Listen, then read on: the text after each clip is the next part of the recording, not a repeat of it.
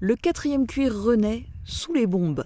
Armés de toutes les couleurs, des graffeurs de renommée internationale redonnent vie à l'ancien site militaire, inoccupé depuis 1997. Depuis vendredi, le Moza on the Beach est officiellement ouvert. Le 2e musée d'art urbain et de street art pour celui qui a fondé le Moza Vauban en 1998 à Neuf-Brézac. Mais on n'est pas en mode inauguration puisque le concept du musée c'est justement du work in progress avec des artistes qui viennent régulièrement. Donc tout l'été on va voir le musée se créer devant les visiteurs et puis ça continuera ensuite. Alors pour le début du Moza on the Beach on est très gâtés parce que bon, on a que des artistes internationaux, pointure mondiale qu'on voit rarement, voire jamais en France et quelquefois en Europe. Mais on commence fort ici avec Crânio, donc Crânio brésilien, un des monuments de la peinture du Brésil mais même mondial. Et quand vous confiez une salle à Crânio, dans laquelle il peut laisser libre cours à son imagination et à sa créativité, au bout de 10 jours de travail intense, on arrive à ce résultat coloré et engagé. My characters represent local peoples from Brazil, from Amazon. But I try different situations, you know. Mes personnages représentent des indigènes du Brésil, d'Amazonie.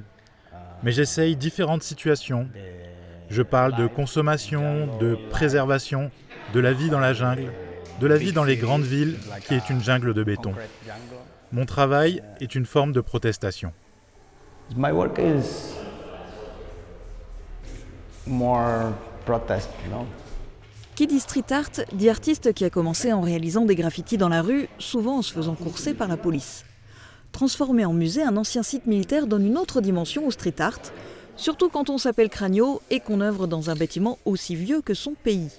L'artiste brésilien devrait revenir à Beach l'an prochain, cette fois avec un projet à l'extérieur, une sculpture sur la place d'Armes devant le Moza on the Beach. Dans une autre pièce, les visiteurs vont pouvoir observer l'évolution du travail de l'américain Eddie Cola.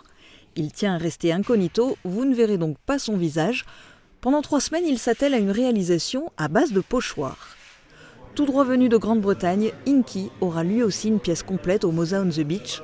En attendant de se l'approprier, il a fait un premier passage dans les lieux le jour de son ouverture officielle pour y réaliser une première œuvre avec des palmiers pour un clin d'œil à Palm Beach. Parmi les premiers visiteurs à découvrir le Moza on the Beach, le consul général de France à Sarrebruck. C'est lui qui, il y a moins d'1 an, a présenté Stanislas Bellhomme au maire de Beach, Benoît Kiefer, qui s'est mobilisé pour ouvrir ce musée en un temps record. Il y a l'aspect culturel, mais il y a aussi l'aspect patrimonial qu'il faut souligner. Et puis c'est un élément d'attractivité fort, un élément culturel. Donc c'est pas seulement pour Beach, mais aussi pour l'ensemble du territoire.